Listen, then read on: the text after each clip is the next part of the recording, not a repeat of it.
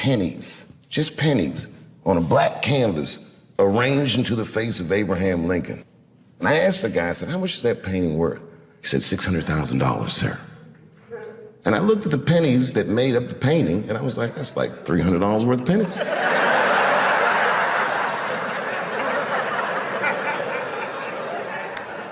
A light bulb went in my head. I realized the value of art. Some of the biggest wars and crimes and scandals in history were financed through the theft of art. Art is a powerful commodity. And artists, if you're good at it, should never behave as a commodity. That's a tough one.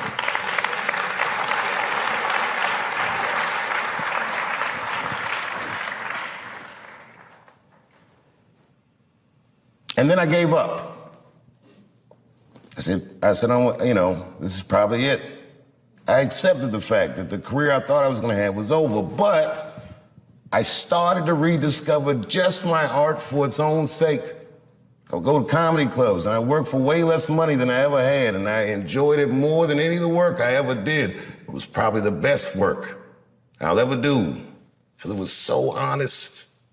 It was so sincere. There was no media, there was no studio, there was no scrutiny, just me and the crowds. And I did it night after night, and slowly but surely the crowds got bigger and bigger. And then suddenly people started to notice, and Polestar would say, Dave Chappelle has the tour of the year. And again, and then the year after that, and then the year after that.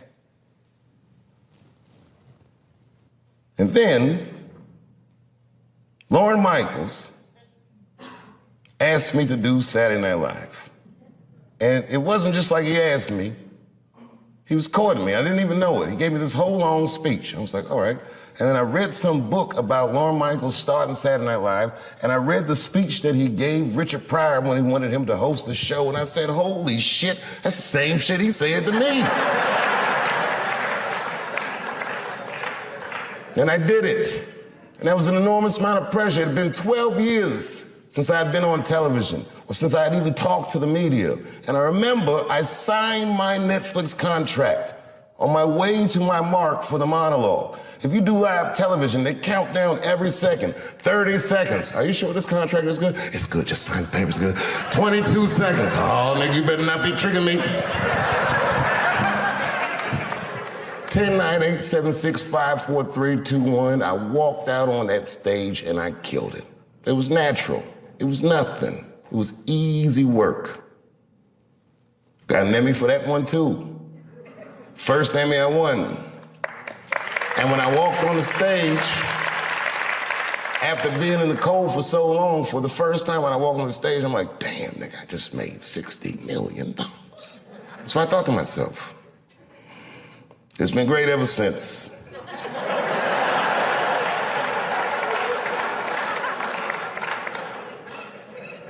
Really, I could do these specials like Steph Curry. I'll be shooting from inside, outside, all night.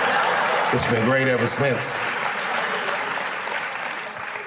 A lot of my friends are athletes, and I never could understand what it would feel like to only have a limited amount of time to be great. You got 20 years to be the best, or 30 years to be the best. But when you do art, you could be great whenever the will decides that you're great. I feel very lucky for that. And I never forgot this school. I've always come back and checked in. One of my favorite honors was doing the commencement at Ellington. I can't even remember what year it is. I just remember they cheered for me when I came out. I wasn't a big star, but I was their star. And I felt like I was home.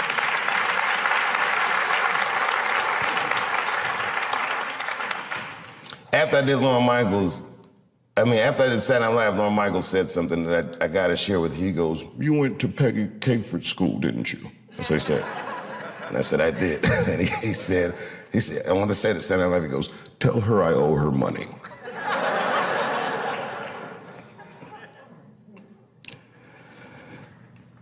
You know, I never asked to have this theater named after me. Peggy asked me. She was ailing, and I went to her house to visit her. She said, I want you to put your name on the school. She said, it will help us raise money for the school. And to me, it was like, I felt like I'm a little young for that, and I'm still kind of using the name, you know what I mean?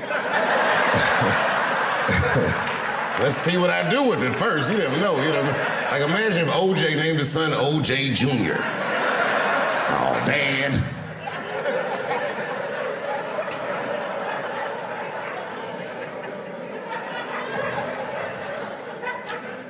And around then, I was receiving the Mark Twain Prize, huge honor.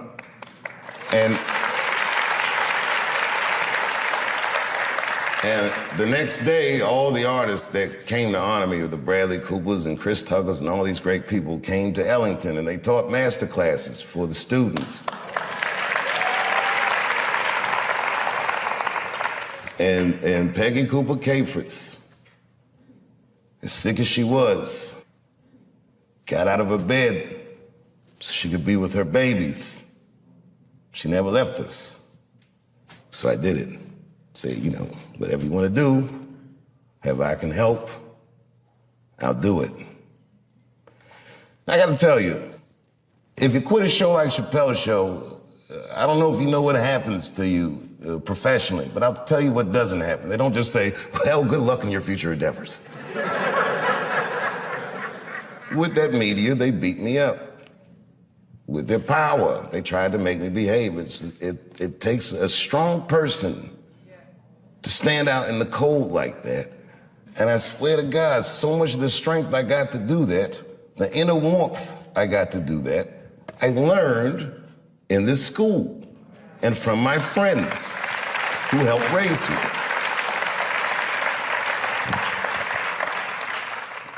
So why wouldn't I do anything I could to help my benefactor? And the last time I came back, after the closer, when the kids were mad at me, I gotta tell you, that was quite the day. All the kids were screaming and yelling. I remember I said to the kids, I go, well, okay, and a line formed.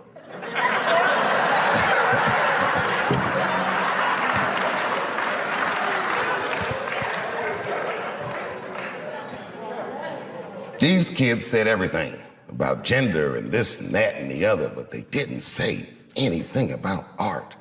And this is my biggest gripe with this whole controversy with the closer, that you cannot report on an artist's work and remove artistic nuance from his words.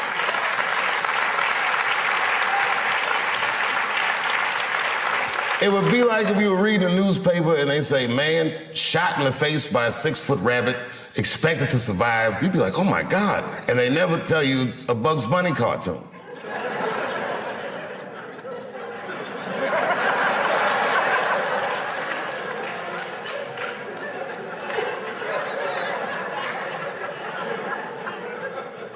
I took a lot of cold shots in show business.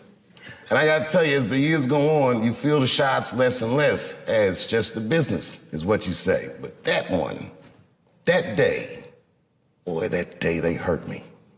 When I heard those talking points coming out of these children's faces, that really, sincerely hurt me.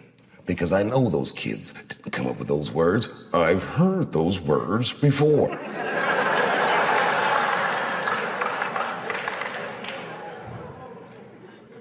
The more you say I can't say something, the more urgent it is for me to say it. And it has nothing to do with what you're saying I can't say. It has everything to do with my right, my freedom of artistic expression that is valuable to me, that is not separate from me. It's worth protecting for me, and it's worth protecting for everyone else who endeavors in our noble, noble professions. And these kids didn't understand that they were instruments of oppression. And I didn't get mad at them. They're kids, they're freshmen, they're not ready yet. They don't know. What made me mad, and I am this petty,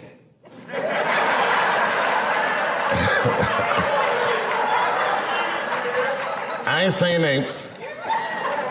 One of the kids' mother went on Fox News. And she used to be a student here. I remember her face, but I don't know if she was particularly popular. Anyway.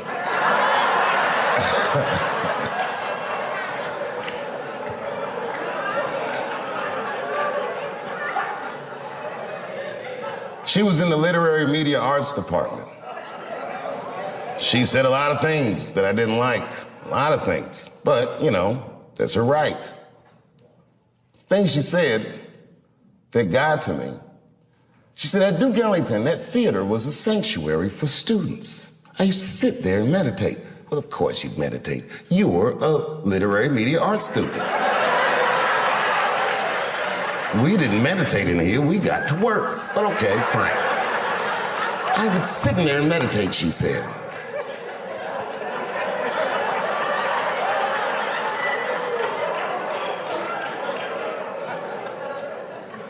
And then she scrunched her face up. She's a beautiful woman, but her face looked hideous the way she scrunched it up. And she said, and just to imagine his name on that theater.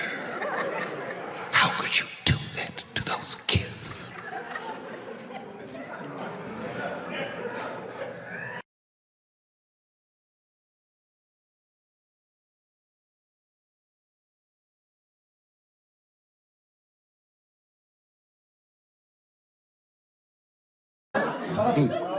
You gotta man the fuck up, y'all. I don't mean to be disrespectful, because, man, I know you're upset what I said, but, you know, I know you're right, but come on, baby, it's me. I was right once. Remember that? Does anybody remember when I was, like, missing from show business for 12 years? Remember when I had, like, this really popular show and I quit? I remember I walked away from $50 million. A lot harder than walking away from Louis' freckled dick.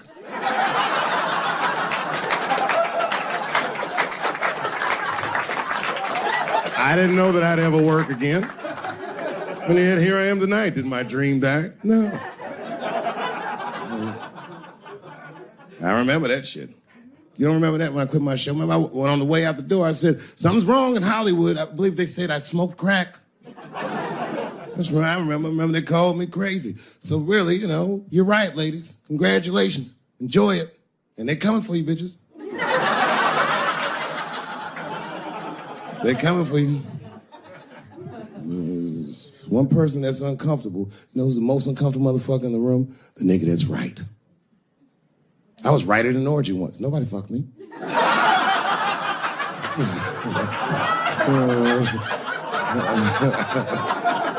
I was just walking around like Tom Cruise at the movies, just looking. And ruined the whole orgy by accident. It's easier to ruin an orgy than you think. All you gotta do is wait for it to get kind of quiet and then go, ew.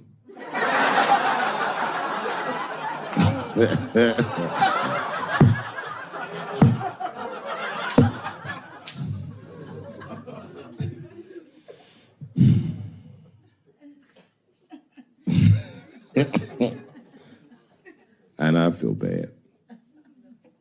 But I just feel, yeah, man, well, you ladies are right. To be honest with you, your lives look terrifying to me. They do, man. I know nothing about being a woman, but I know fear. Yo, I used to live in New York when I was 17, and I couldn't even pay my bills. You know what I did to make money? I used to do shows for drug dealers that wanted to clean their money up. And one time I did a real good set, and these motherfuckers called me in the back room. They gave me $25,000 in cash. I was probably 18, 19 years old. I was scared. I thanked them profusely. I put that money in my backpack. I jumped on the subway and started heading towards Brooklyn at 1 o'clock in the morning. Never been that terrified in my life. Because I never in my life had something that somebody else would want. I thought to myself, Jesus Christ, if motherfuckers knew how much money I had in this backpack, they'd kill me for it. Then I thought, holy shit. What if I had a pussy on me all the time?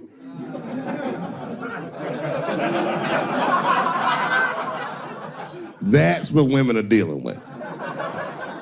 gonna tell you right now. It's real talk. If them same drug dealers gave me a pussy and said, put this in your backpack and take it to Brooklyn, I'd be like, nigga, I can't accept this.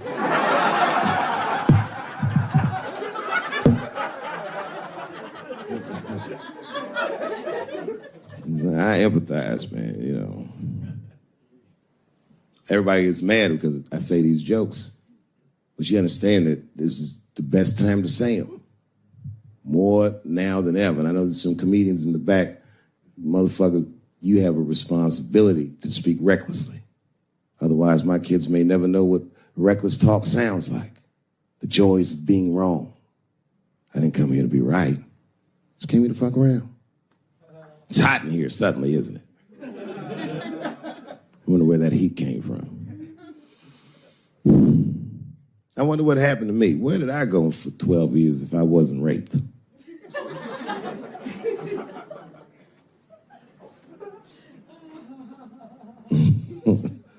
Maybe there's something else going on. Maybe these rapes aren't even the worst of it. Wouldn't that be something? Wouldn't that be something? You can go ahead and go to the bathroom, Brooklyn. You don't need to hear this shit.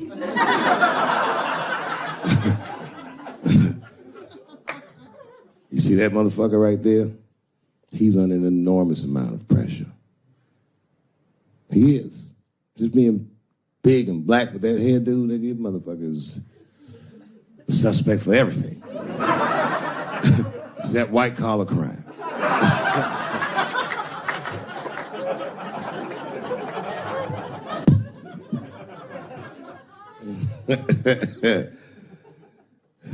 Tell you what happened, but I can't say it directly. There's a book to me that encapsulates my entire experience before I left the show. And the book is called Pimp. It's written by a guy named Iceberg Slim. Here, bring it up here. This is Matthew. Matthew is from France. He's white. And yet, he has an original copy of this book written by a black American who was a pimp in the 40s. Iceberg Slim, his real name was Robert Beck. He got the name Iceberg because he was in a bar in Chicago and there was a shootout in the bar and a bullet went through this nigga's hat and he still finished his drink. Pimps love shit like that. They said, man, you ice cold. And he said, I like that. And it stuck. This book is so heavy in the front, it has a glossary of pimp terms because the ideas are so foreign to the American ears. For instance, do you know what the phrase mileage on a hoe means?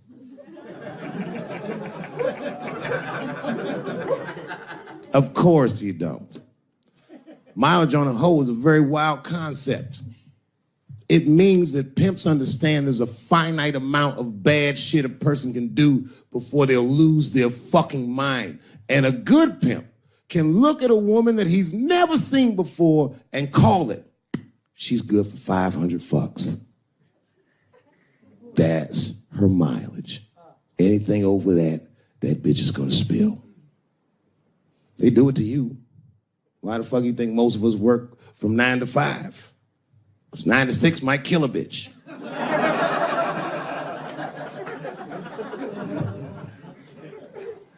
Iceberg Slim was the one that broke down what a bottom bitch was. Does anyone know what a bottom bitch is? Anyone? What's a bottom bitch, sir? It's your prostitute that's the best out of all of them, that brings in the most money. That's right. That's exactly right. Are you black? That's right. A bottom bitch is a pimp's number one hoe. She's even a bitch that helps him keep the other bitches in line. I will repeat. She's even the bitch that helps him keep the other bitches in line. The pimp was McDonald's and the bottom bitch is French fries. The rest of them bitches like fish sandwiches and cherry pies and shit like that. Iceberg Slim breaks down some of the coldest capitalist concepts I've ever heard in my life. He describes in detail how these men break women so that they will give them the money that they make with their own bodies. There's a story in here so cold it makes me shudder to think about it. Well, Iceberg Slim is trying to control the woman that he finds uncontrollable. So he asks older pimp how he can rein her in. And the older pimp says, oh, that's easy, Iceberg.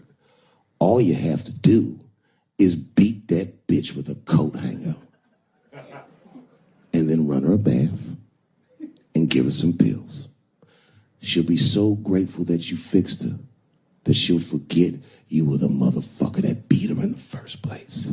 That's some cold shit. Now, the end of this book, Iceberg Slim tells a story. It's kind of the crescendo of the book.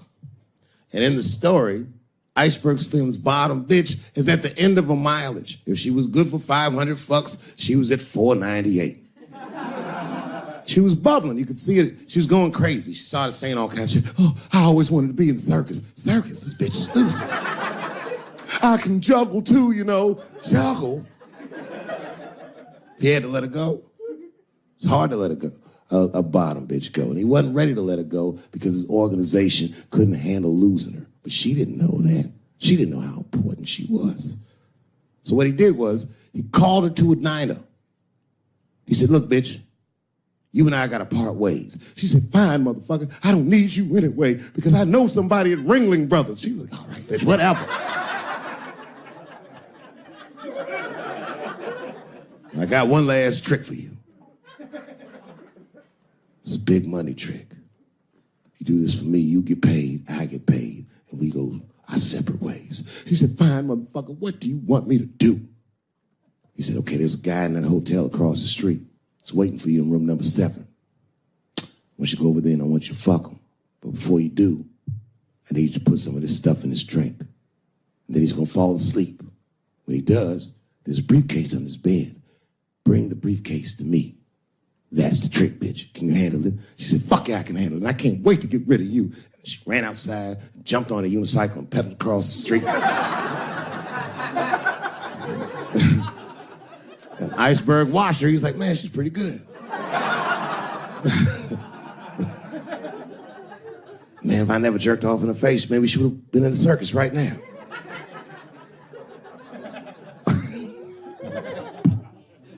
And she runs up to the motel steps and she disappears in room number 7 and she's gone for a real long time. Real long time. So long, in fact, that Iceberg got a little worried. But then, suddenly, she came back. He said, what's going on, bitch? Where's the briefcase? She said, I didn't get it, Daddy. He said, what do you mean you didn't get the briefcase, bitch? What's wrong with you? She said, oh, I did everything you said, but that man don't look right. Something wrong, Daddy. He said, what do you mean something's wrong, bitch? Did you put that stuff in his drink? She said, I did everything you said, Daddy. I put all of it in his drink. He said, wait a minute, bitch. Wait a minute. You put all of it in his drink? Now he had to see for himself. So the two of them go across the street to the motel and they go into room number 7 and on the bed, laying lifelessly, is the white man that she was supposed to fuck. And Iceberg said, you right, bitch, she don't look good. What the fuck? So he called a friend of his that was a doctor that was close by. And the doctor came in, gave the guy a thorough examination and told them both what was obvious. Slim, this motherfucker is dead. Oh God, Daddy, oh no. Oh, no, we killed him. He said, calm down, bitch. We didn't do anything. You killed this motherfucker.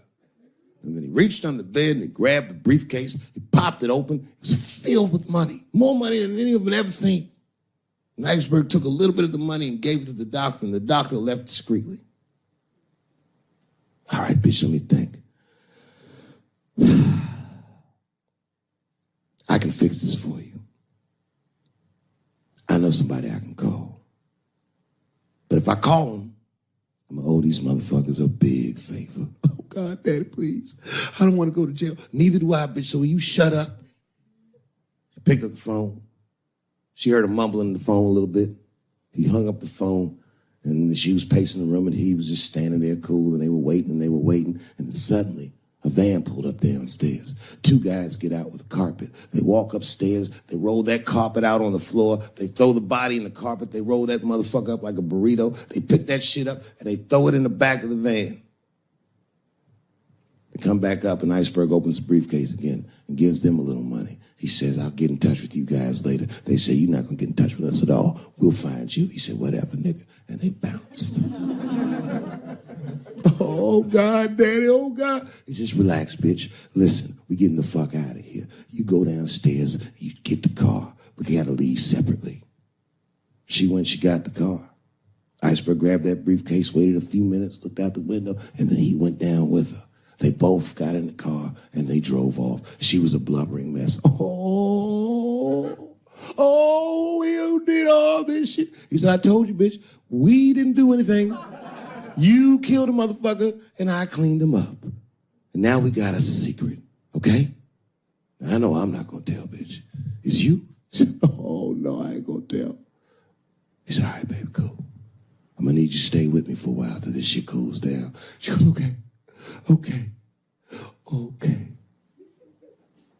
That's the game. That's how the whole shit works, ladies. You understand? This bitch was at the end of her mileage. She was at 498. She ended up tricking for Iceberg for another 6 months. She must have turned another 200 tricks for him. Do you understand? That's some cold shit. And the cold shit about it is that the dead guy on the bed wasn't even dead at all. This motherfucker was just a friend of Iceberg's acting like he's asleep. The doctor wasn't a doctor. It was a motherfucking butcher that happened to have a white coat. And the dudes who came in the moving van clothes was dressed like movers because they were movers. Iceberg had gotten a new apartment. And the bag of money was Iceberg's money in the first place. The money he got from all those women. That's a cold game. That's the motherfucking capitalism. I've been watching that new OJ show. I can't get enough of that shit. Doesn't it bring back good memories? But I forgot how like just how polarizing that OJ case was. And you know, I've met OJ Simpson on 4 different occasions in my life. And before the end of the show, I will tell you about each of those occasions. The first time I met OJ Simpson, I was in Santa Monica. Santa Monica? Yeah. I can't believe a black dude was like, Santa Monica. He was the last niggas I expected to say that. Let's see your shoes. You got some Vans on, nigga? What you got on? Santa Monica! You? At the time, I was 18. I had done a show, and then a guy from the club came up and was like, hey, OJ Simpson's here, and he said he wants to meet you. I said, what? Fuck yeah. I ran down the steps, and OJ was down there. He was like, hey, yo, man, how are you? It's very good to meet you, and you're doing really good work, and I hope good things happen for you in your life. I was like, man, thanks, Mr. Juice. Standing beside him, well, I don't know the nice way to say this, his soon-to-be slain wife. Ladies and gentlemen, man the fuck up or you're not gonna make it through the end of this show. Just man the fuck up. She's dead, you already know, we know what happened. We don't know who did it, but we know what happened.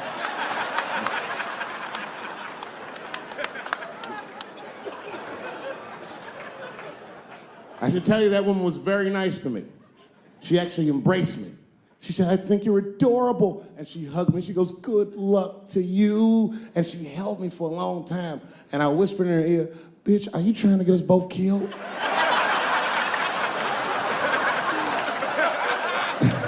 I'm just kidding, I didn't say that. But that was the first time in a nutshell. The second time I met OJ Simpson.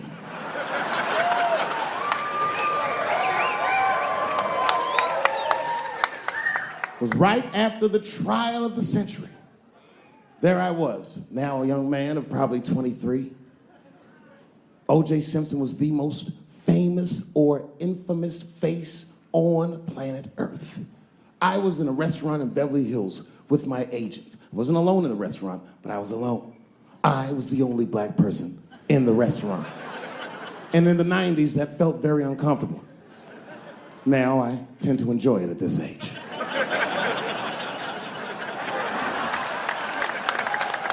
I was having dinner with my agents, celebrating a deal that they told me was lucrative, but I later learned fucking sucked. And suddenly, a group of women walked by. Every race was in that group. Black, white, Asian, Latina, white, and white again. They were all gorgeous. I watched them walk by. Then, I saw a familiar face. Al Collins, the man from the infamous Bronco chase, walked by and embraced one of the women, and they walked towards the door. Couldn't believe what I saw.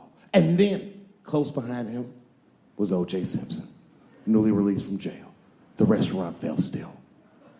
I was shocked. I didn't mean to say it out loud, but it just came out. OJ. He stopped, turned around to see who said it, saw my black face, and correctly assumed it was me.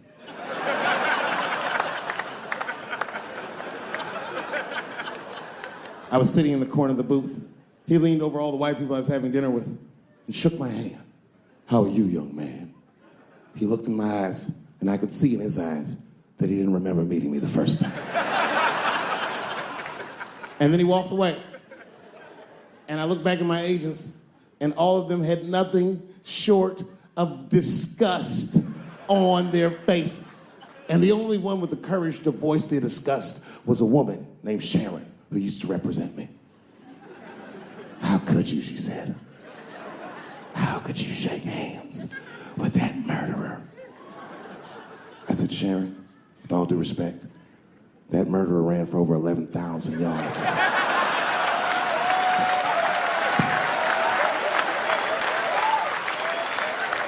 And he was acquitted, so, fuck it. Glove didn't fit. Glove didn't fit. Get over yourself. The third time I met OJ Simpson,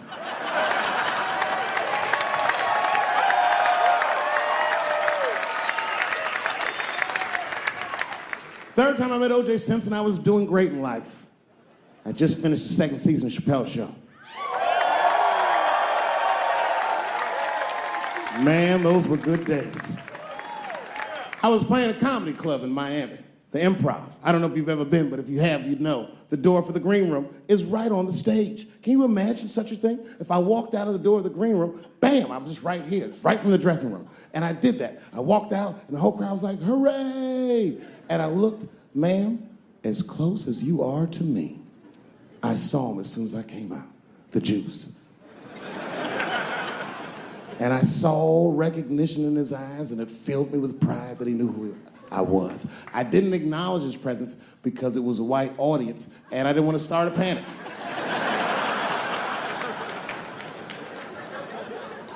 But I did my show. Show went great. I said, good night, everyone. They all said, yay! And I didn't say nothing to OJ, but I just gave him the signal, let him know I knew he was there. And I walked into the green room, and OJ was already in there. I was like, how the fuck is this possible? I was scared. And then my friends came in and we all started talking. We sat down on the couch, and I'm just telling you what I saw with my own eyes. You can believe me or not believe me. But in my experience, OJ Simpson, one of the nicest men I'd ever met. He was nice to me. He was nice to my friends. The conversation was filled with warmth and levity, humor, and wisdom. We talked for 90 minutes, and then suddenly the Jew said, you know what? I've got to be going.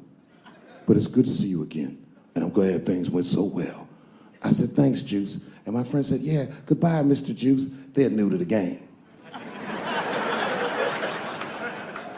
He said, no, thank you for your hospitality. Good night, guys. And we said, good night. And he just walked out of the room. And as soon as the door closed, we all looked at each other like, that nigga did that shit.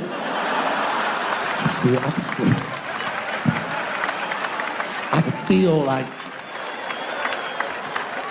murder in the room. Wait. I forgot. The fourth time I met OJ Simpson.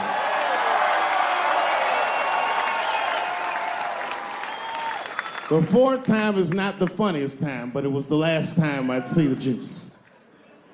For some reason, I was at the Kentucky Derby. It's a very long story. This is right after I quit Chappelle's show in spectacular fashion.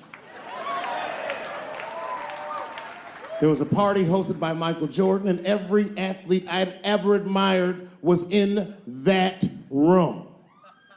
Yes. And then I saw a familiar face by the bar, standing there, drinking alone. It was Chris Tucker. Now, you have to remember, at this time, we were both technically missing. And we went over and were talking with one another, and motherfuckers were amazed to see us together. Seeing me and Chris Tucker at that point would be like seeing Bigfoot riding a unicorn. You wouldn't believe that's what you were saying. And then, through all the gawkers, a familiar face pushed through the crowd. Here he was again, the juice.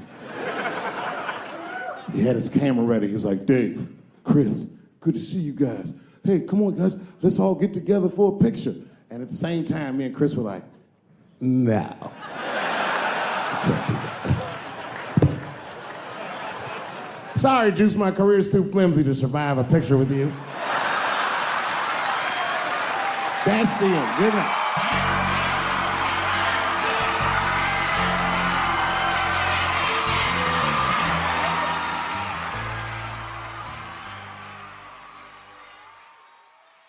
Kevin is one of the greatest comedians that I've ever seen.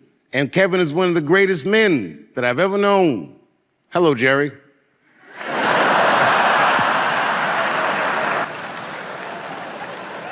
You bring joy to our environment. People don't know all the things that comedians go through and how difficult, how heavy it is to wear the crown. But man, I swear to God, you do it with so much grace, so much kindness. Man, I know every story of all the comedians that you help out. I know how you go back to Philadelphia and support your neighborhood. And I know that inside you feel awful sometimes, but I've never seen it on your face, and I've never felt it in your presence. And I am honored to know somebody like you. I really wish you would have come when I won this award.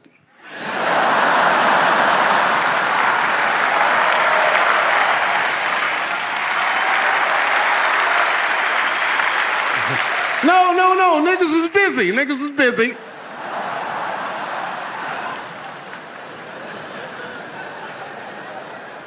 I said it about myself, but it's true about many of my colleagues, all of my colleagues here tonight.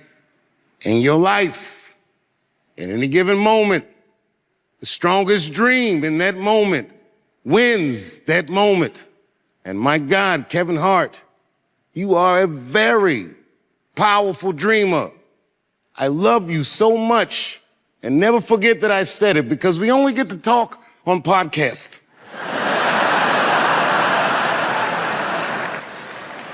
I'm fucking with you. If you call your brother, I'll come running, and you deserve that, and you have earned that, and you have earned this. What you have done for this genre is unmistakable. For the first time in my life, I played arenas with Chris Rock, and I would never play an arena before I saw you do it. You made me dream bigger, and you're younger than me. It's humiliating. But it's inspiring, man. I hope that this moment means the world to you. And I gotta tell you one story. When I quit Chappelle's show, the hardest part about it, not the hardest, but a hard part about it, was that I had to watch the world go on without me. And after some time, I got used to it. And one day, my son came home and was looking at me like I was crazy. And I said, what does that look in your face? And he said, Kevin Hart just said in an interview that you were one of the greatest comedians that ever lived. And I was like, yeah. But in my mind, I was like, he did? And I thought to myself, if I ever had a chance to honor you in front of your family, boy, I'll come running. I just wish it wasn't this Sunday, because I was supposed to be in Jamaica.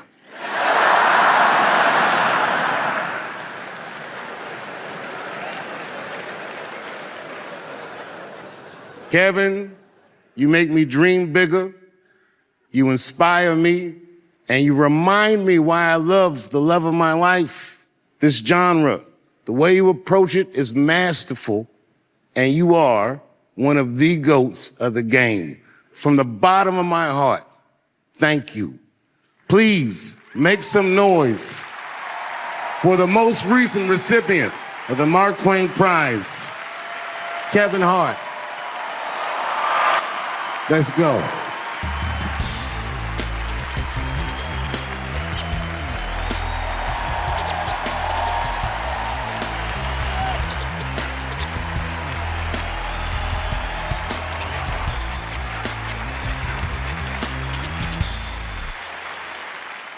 It's complicated. I was in a bar in Austin with my wife, and it was during COVID, and a woman came to our table, and she was maskless. And this bitch came over, no mask, all H words. Hi, how are you?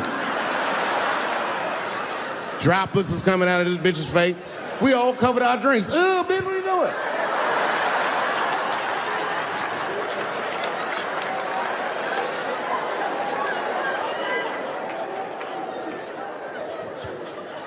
Now, I looked over at the table that she came from, and I peeped game. The men at the table were filming me.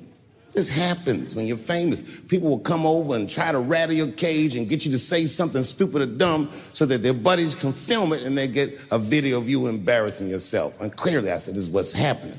And these dumb motherfuckers thought that it was my first rodeo.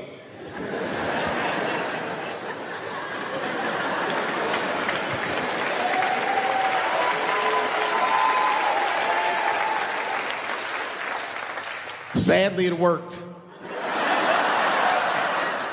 I ran right over there. I said, I pointed right in the camera. I said, you's a bitch-ass nigga for doing this to me.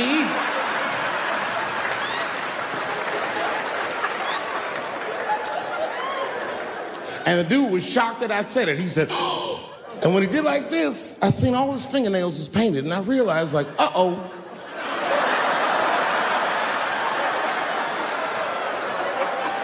This fella's gay. Now, you know how I talk. I call everybody a bitch-ass nigga, you know what I mean? But that's not a right thing to do if they're gay, you know what I mean? And now I was in trouble. And not only that, the motherfucker was huge. He stood up. He was towering over me. He must have been 6'5", a big, white, corn-fed, Texas homosexual. This nigga was ready to fight. And he started barking on me, but I stood my ground. I wasn't scared. How could I be scared? This motherfucker's shirt was tied up in a knot like this. Oh, fuck this guy. Let's go, nigga, let's go. I thought we were gonna come to blows. I was ready, And then, right when you think we would fight, guess what he did? He picked up his phone and he called the police. And this thing I'm describing is a major issue that I have with that community. Gay people are minorities until they need to be white again.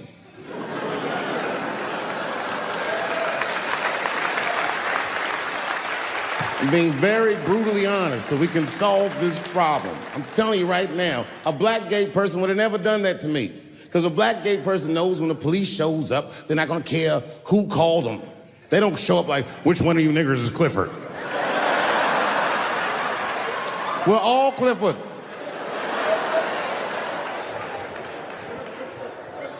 This happens far too often.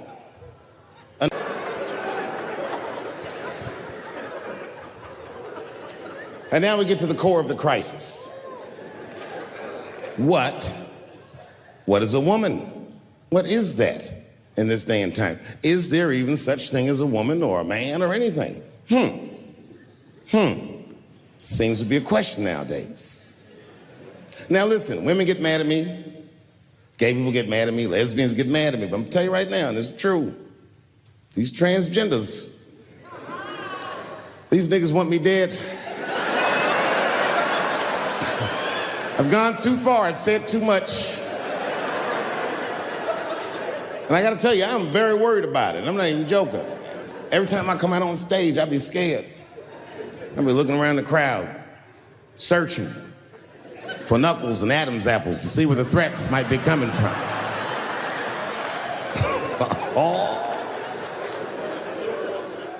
A nigga came up to me on the street the other day. He said, "Careful, Dave, they after you." I said, "What?" One they or many theys?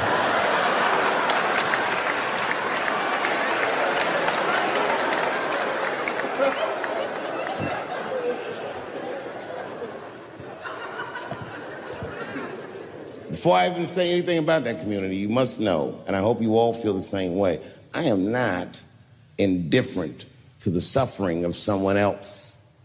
There's laws, the mean laws. In our country, North Carolina passed a law once that said a person in North Carolina must use the restroom that corresponds with the gender they were assigned on their birth certificate. No. No, that's not a good law. That's a mean law. No American should have to present a birth certificate to take a shit at Walmart in Greensboro, North Carolina, where the baby shot and killed a motherfucker.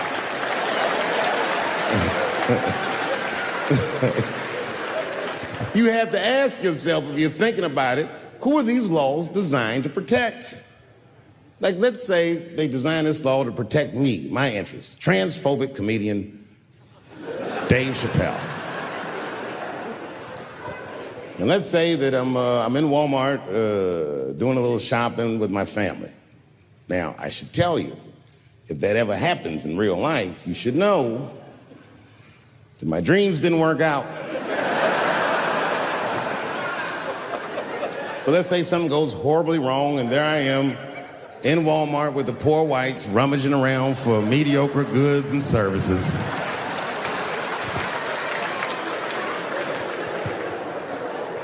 And then I gotta go to the restroom. So I excuse myself from my family. I go to the men's room. Now I'm standing at the urinal taking a leak. And this is what this law is gonna do. And suddenly, a woman walks into the men's room. I'm gonna be like, that's strange. And then she stands shoulder to shoulder with me at the urinal. I'm gonna be like, bitch, what's going on with you? And then she hikes her skirt up and pulls a real live meaty dick out. And what do you think I'm gonna say? Thank God she's in here with me. At least now I know my family's safe. No, I'm not gonna feel that way at all. I'm gonna feel very uncomfortable. I would feel better if it was a man with a vagina that backed up to the urinal next to me.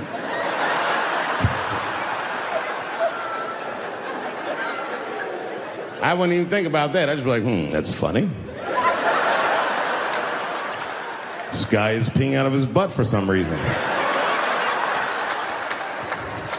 Oh my God, he must be a veteran. Thank you for your service.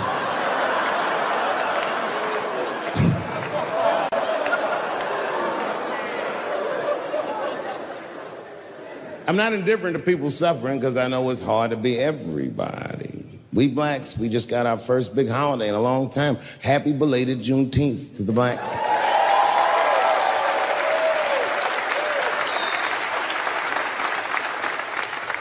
Juneteenth is a strange holiday, isn't it? It commemorates when black people in Texarkana area of the country first found out they were free. But remember, they were free when they found out. They just didn't know it yet. Very, very interesting holiday. You know, I learned something. It was a wild story. I learned this past Juneteenth of a story that's true, and there was a black man who was in South Carolina during slavery who somehow got granted his freedom by his so-called master.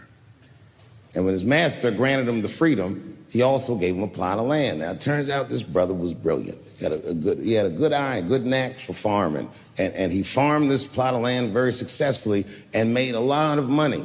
And this is where the story gets crazy. When he got all that money, this nigga bought some slaves. You ever heard this before? This is a true story. Not only was he a slave owner, he became a slave breeder and employed tactics that were so cruel, even white slave owners were like, yo, my man. He was a wild dude, but he did it just because that's what successful people did at the time, and he just wanted to be down. What a fucking tragedy. How can a person that went through slavery perpetrate the same evil on a person that looks just like him? It's mind-blowing. And, shockingly, they're making a movie about him. Ironically, it's called Space Juice.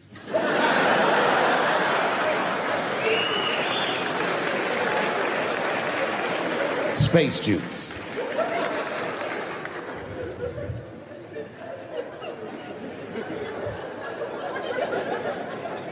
The point of that story is this person was invested in a construct, that was the construct of successful people, and he just followed the roadmap of successful people. He followed what they call an incentive.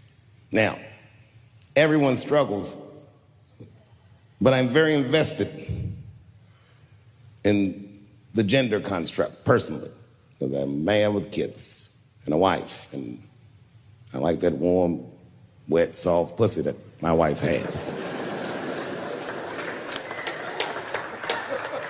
This does not mean that I feel like another point of view. Another time, about 6 years ago, there was a lesbian woman that tried to sell a story about me to TMZ. Thank goodness TMZ could see right through the sham of that story.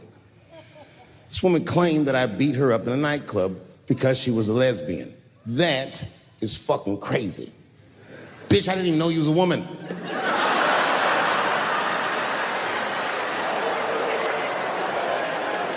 Thank God TMZ didn't believe that.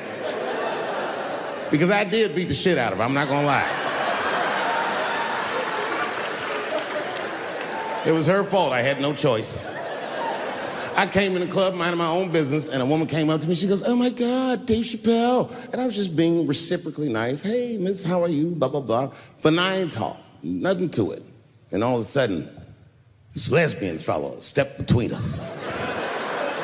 "Hey, nigga, that's my girl." I said, yo, my man, back up like that.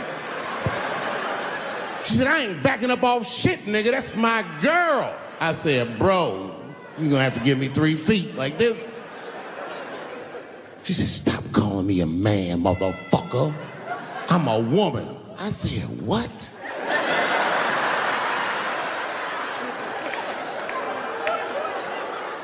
And then I looked deep in this nigga's cheekbones.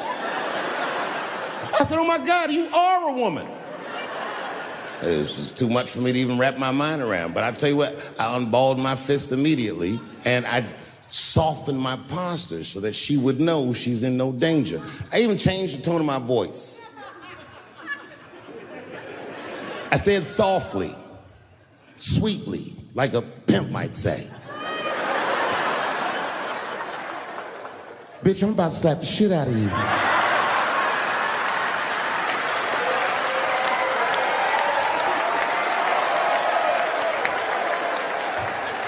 I shouldn't have done it. Oh, I wish I didn't say that. She dropped that foot back. Boop. She was in a perfect southpaw stance. Her shoulders were angled correctly. Her head movement was good. I said, "Oh no! This bitch boxes for real." She threw a wild hook at me, and I saw it coming from yesterday, so I slipped it like this. I had no choice. I had to go to work. I let that jab go. You should have seen me go, nigga. I tenderized them titties like chicken cutlets.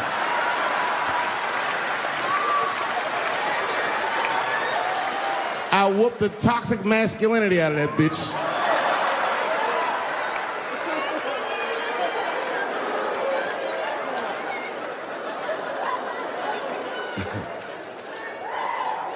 That's why I don't go out no more. Just trying to chill.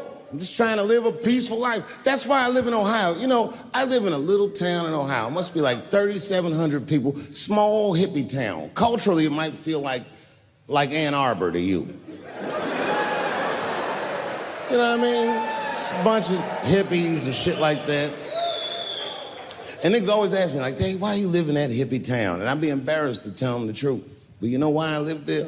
Because Yellow Springs, Ohio, has the most beautiful women in the world. And a lot of people might disagree with me, but you gotta see them for yourself. They're gorgeous. But it all depends on what you're into, you know what I mean? I like white bitches with dirty feet.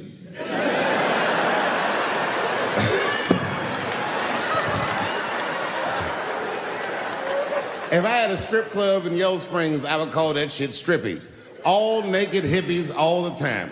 And I'd only hire girls with long titties and long vagina hair that looks like they slept on it. And I would keep a pile of dirt right next to the stage.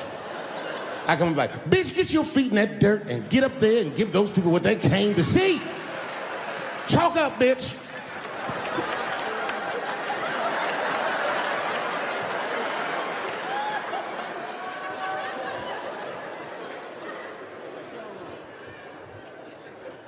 A couple years ago, I was in Ohio at a shopping mall. An old white lady, this is true, she was following me around the mall, which sounds paranoid, but I'm sure she was following me. Mean lady, too. You ever see a woman with lines on her face that just tell you, like, even if she smiled, it looked like it would hurt the muscles in her face? I knew she was following me because she was at places that had nothing to do with her. I'd be looking around like, what is this old bitch doing in GameStop and Foot Locker and all the places I like to go? Every time I see her, she'd just be looking at me on me. And eventually I forgot about her. So then after I'm shopping, I go all the way to the back of the parking lot. I'm parked all the way in the back. And as soon as I open my car door, I hear a voice go, David Chappelle. Just like that. I didn't even have to look. I knew it was her. And I looked back, and sure enough, there she was, that face. To be honest with you, she probably wasn't even that old. She's probably around my age. But she was a white woman. This bitch looked terrible. I kept my cool. I was nice. I said, hello, miss. And she didn't say anything back. All she said was, I watch your comedy. I said, uh-oh. And then she says, it's true, she goes, it sounds to me like you hate women. I said, well, you know what, miss? It's art. And you're free to interpret this art however you'd like. But I can tell you, as the maker of this art, that I don't believe that I feel that way. And she said, well, I think. And I said, shut up, bitch. Shut the fuck up. Before I kill you and put you in the trunk. Ain't nobody around here.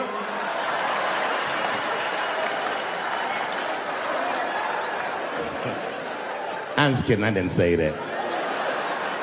I felt that way, but that's not what I said. I was more clever than that. You know what I said? And this is exactly what I said. I said, miss, before you finish that statement, let me ask you a question. Where'd you see me? Did you buy a ticket to a concert I did? I doubt that. Or maybe you watched one of my specials on Netflix. Or did I follow you to your car and do my act? She said, what? I said, keep it in the comment section, bitch. This is real life. Ta-ta.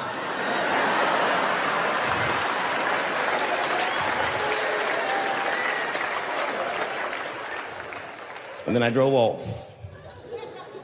Now, I got to tell you, and this is going to surprise some people here, but not everybody. People say things to me all the time, but what you don't know is it does affect me. I think about it. And that one bothered me a lot. I was driving home, couldn't stop thinking about what this woman said because she's not the first woman that said that to me. It's puzzling. You know what I mean? Like, what could I possibly be saying that would make these bitches think I hate women?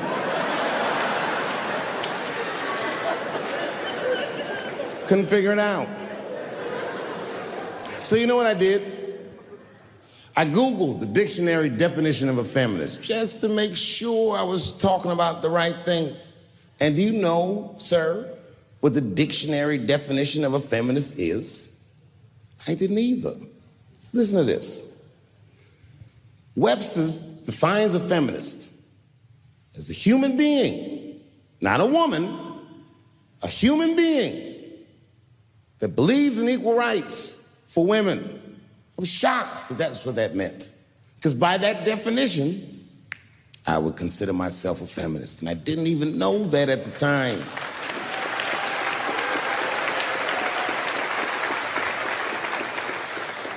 All these years, I thought it meant frumpy dyke.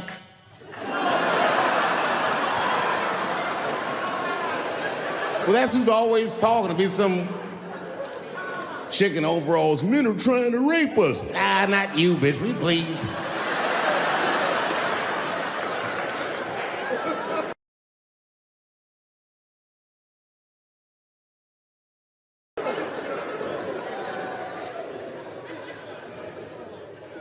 I know, look, listen. I support the feminist movement, I do, in my own ways. When you guys did the Women's March, I tried to go and support you. And none of my friends would go with me. I asked all the fellas, none of them wanted to go. I tried everything. Come on, y'all, it's gonna be bitches there. They was like, nope. So what I did is I called my friend Ange. Ange is a black woman who's a comedy writer, and she's dope. Matter of fact, she's the only woman that I know personally that pays her ex-husband alimony. And she sounds just like a man when she does it. Fuck that broke motherfucker and all that. She says all that shit. So I hit Ange up. And I hit her on the text. And all I did, I texted her. I said, Ange, are you going to the Women's March? And she texted me back, and this is real text. She said, I hope those white bitches get tear gassed.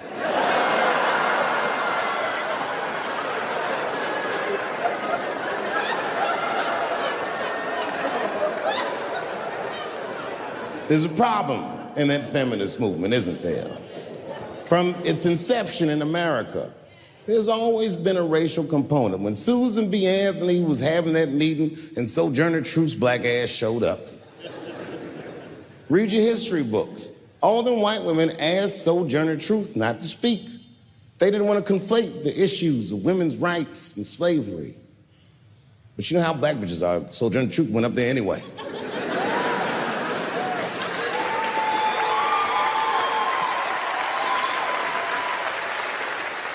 She did a famous speech. She said, ain't I a woman? Ain't I a woman? That's right. And listen. I supported the Me Too movement, but the whole time, I thought that the way they handled that was stupid.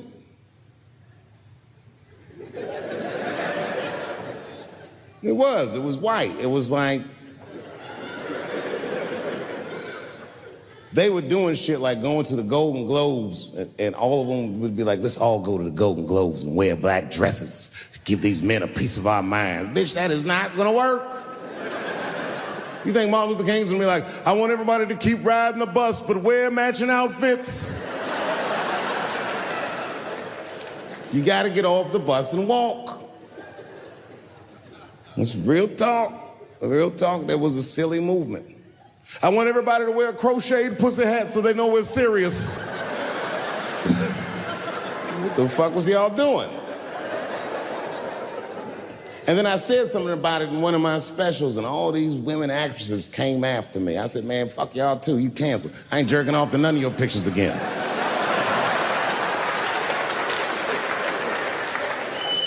They were like, who is he to tell us anything? I'll tell you exactly who I am. I'm the one that got off the bus and left $50 million on the bus and walked.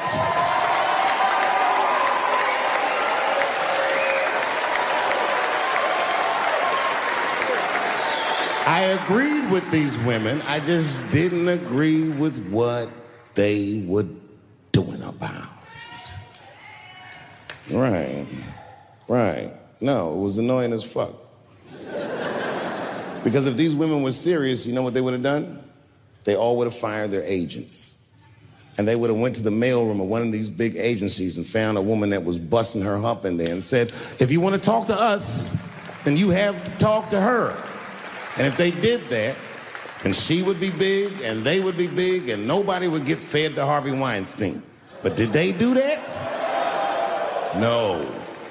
Was that their idea? No. Surprisingly, it was mine.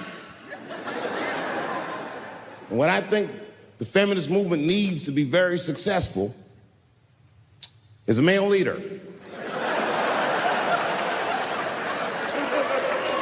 I'll do it.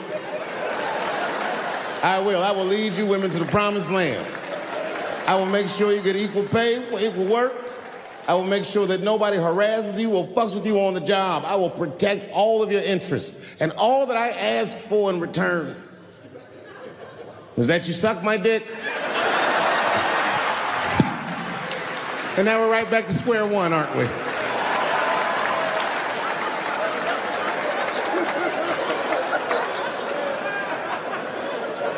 You know, if you black in show business and do too well, it's scary, nigga. Like, you gotta get the fuck out of the casino while the getting's good, while you're still winning.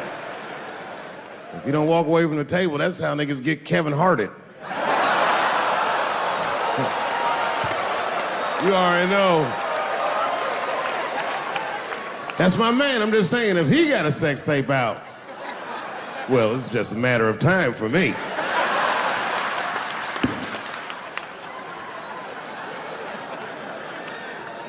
But you know why I be thinking sometimes I want to stop doing comedy? And you know, I don't want to sound like a braggart saying this, but the real reason I want to stop is because I'm too goddamn good at it. I'm dope, nigga. No, I'm not even exaggerating. It's not exciting. Every night before I come out on stage, I'll be backstage like, I'm sure this is gonna go well. And it always does. I'm so good at writing jokes, and this is not even an exaggeration. I actually write jokes backwards. I will write a punchline with no particular setup in mind. I just put it on a scrap of paper, and I'll throw that scrap of paper in my fishbowl. I have a fishbowl in my house filled with random punchlines. And every once in a while, I'll shake the bowl, and I'll dig in there and just pull one out and see if I can make that shit work. And I picked one for this special. It's not an easy punchline to pull off. Are you ready? Yeah. Here it goes. The punchline is, so I kicked her in the pussy.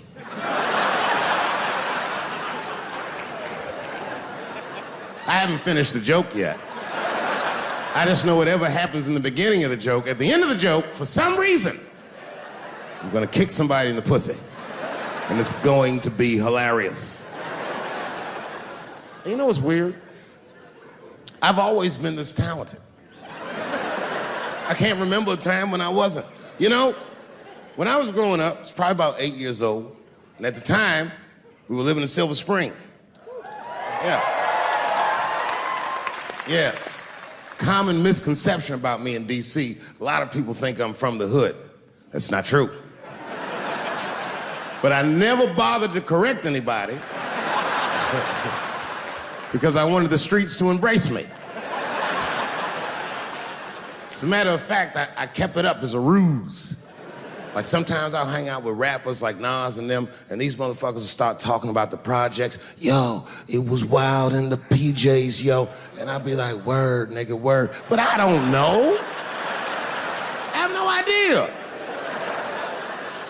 My parents did just well enough so that I could grow up poor around white people.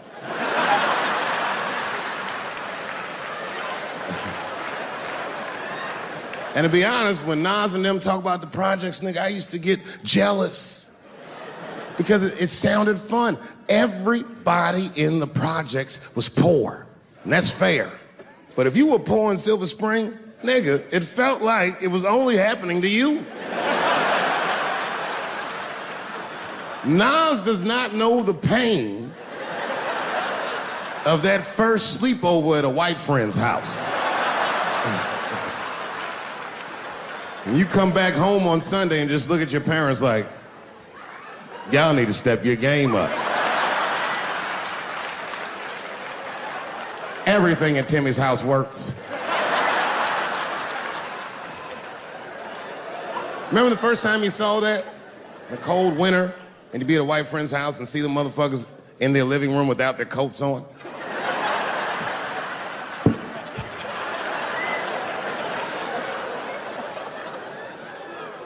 Timmy was one of my first white friends, like, in my life, man. He was a good dude, too. He moved to Silver Spring from Utah, of all places. I guess his family was affiliated with that Mormon church they got down there, and me and him used to hang out. And one day I was at his house, we were just hanging out, and Timmy says, Dave, why don't you stay for dinner tonight? I said, oh, man, I'd love to, but I can't. If I'm not home before dark, my mother will kill me. That was a lie. My mother had several jobs. I hadn't seen her in like 3 or 4 days. And the only reason I lied to Timmy was because at that point in my life, it was my experience that white dinner wasn't delicious.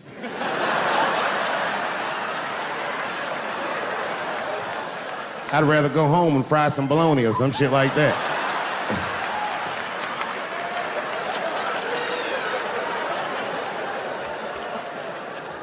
But then old Timmy threw me a curveball I wasn't expecting. He said, oh, it's too bad you can't stay, Dave, because Mom made stovetop stuffing. I said, what the fuck, stovetop?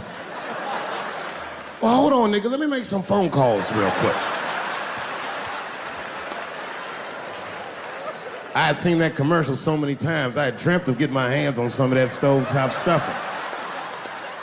And finally, I met a motherfucker that actually had a box of stovetop in the house. I couldn't miss this opportunity, so I pretended to call my mother. And then I came back and I said, Timmy, you're not gonna believe this great news. Mom said I can stay. And he said, fantastic. He said, why don't you come with me and we'll help set the table and then we can say the blessing. I had no interest in setting this motherfucker's table or saying these crazy ass Mormon prayers. I just wanted that goddamn stuffing. So I told Timmy, I said, you know what, I'd love to help, but let me go wash my hands first. My plan was simple. Wash my hands slowly, and by the time I'm done, the table will be set, the blessing will be said, and all that there will be left to do is eat. Went to the bathroom. I washed my hands very slowly. I must have been in there for about 10 minutes. And suddenly, one of his mothers came to the door.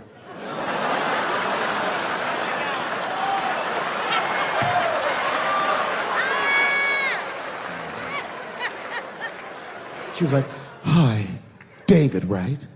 I said, yes, ma'am. She said, Timmy tells me that you're planning on staying for dinner. I said, I hope that's not a problem, ma'am. She says, no, it's no problem. In fact, we'd love to have you. It's just that we weren't expecting company. And I'm afraid there's not enough stovetop stuffing for everybody. So I kicked her in the pussy. Bam! Ladies and gentlemen, I told you I'm dope, nigga. I told you what I was gonna say and you still didn't see it coming. And that's why I make the big bucks.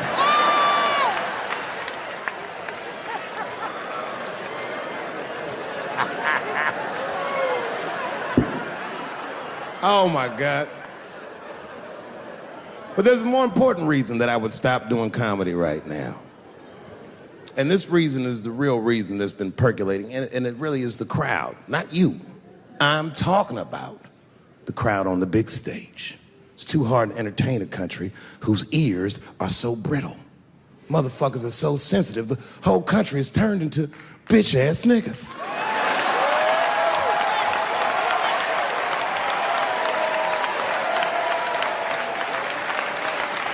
Everything you say upsets somebody. You know, I can remember when it all started. It was when I was doing Chappelle's show. When I was doing Chappelle's show, I used to do the show, and then on the weekends, I do like concerts and shit like that. So I'm doing a concert, and there was a couple in the front row, beautiful couple. The wife was obviously Asian. You could see it in her face.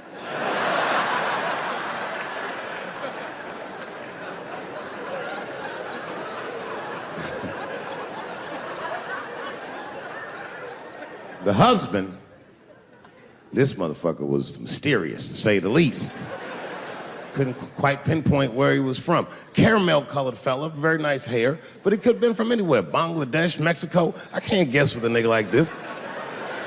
All I knew for sure about this guy is that his wife was a bitch. I could see that in her face, too. No, he was laughing and having a good time, and she was scowling at me at a goddamn comedy show. I couldn't figure it out. And then I realized at some point that she was pregnant, and I was smoking on stage. I said, oh my God, that's probably why she's mad. So I started to put my cigarette out, but then she hit me with one of them fake non-smoker calls. So I just kept smoking. I thought to myself, bitch, that babe will be fine, relax. And I tried to break the tension. I just asked her, that's all I said. I go, hey, where are you guys from anyway? And I could tell that she was on to me. She goes, very condescendingly, she says, I'm from California. If you're asking my ethnicity, I am Chinese. And her husband was just cool about the shit. He was like, I'm Mexican, bro. I said, well, I'm sorry if I offended you by asking, but you're a very beautiful couple. And miss, there's no question that you're gonna give birth to the hardest working baby this world has ever seen.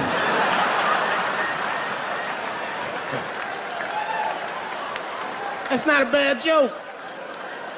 She got very upset. She got up to leave immediately, but she didn't just leave. She had to take one last dig at me on the way out. I will never buy one of your fucking DVDs again, Dave Chappelle. I said, ma'am, with all due respect, Chinese people don't buy DVDs.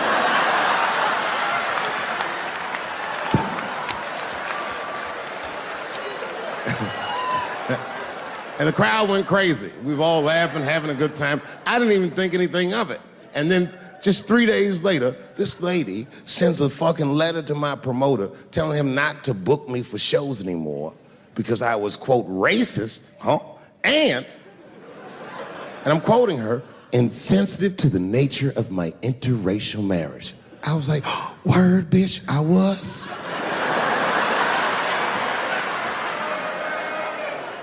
If she had just done a little bit of research, she would know that I myself am in an interracial marriage. That's right. In fact, my wife is Asian too. Surprise, bitch, I'll see you on Thanksgiving.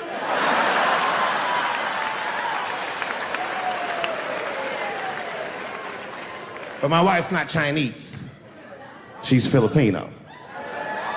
That's right. And our kids are Puerto Rican somehow, so there you go. But I don't give a fuck about interracial marriage. In fact, you know what? My mother is half white. A lot of people don't know that. Well, all right, you were a little too excited, but okay. A lot of people don't believe me when I say that, but it's true. You can't tell looking at me, but if I grew my hair out, you would think you was at a fucking Cat Williams concert. My shit is beautiful.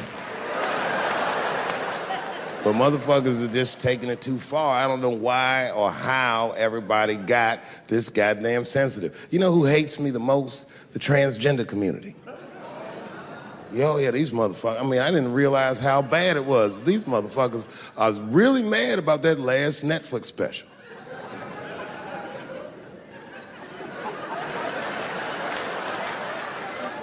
It's tough, man. I don't know what to do about it because I like them.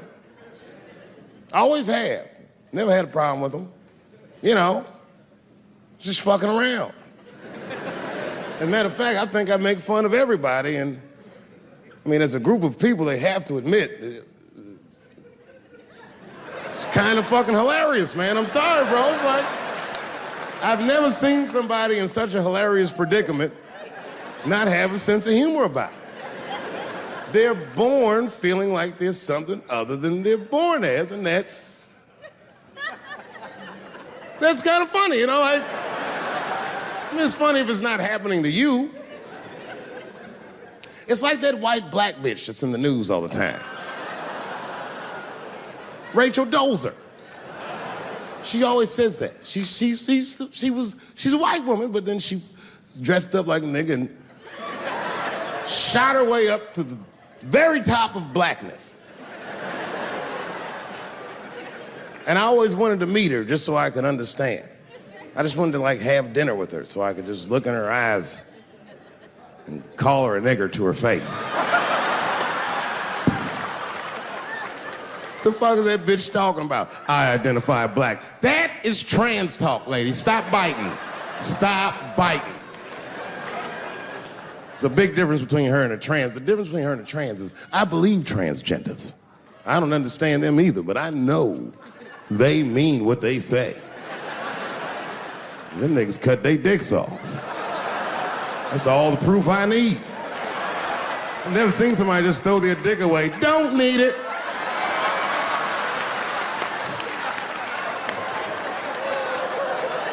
I don't understand, but I believe you and I support your decision, motherfucker. But how far is Rachel willing to go? What is Rachel willing to do so that we blacks can believe that she believes she's actually one of us? Bitch, are you willing to put a lien on your house so that you can invest in a mixtape that probably won't work out?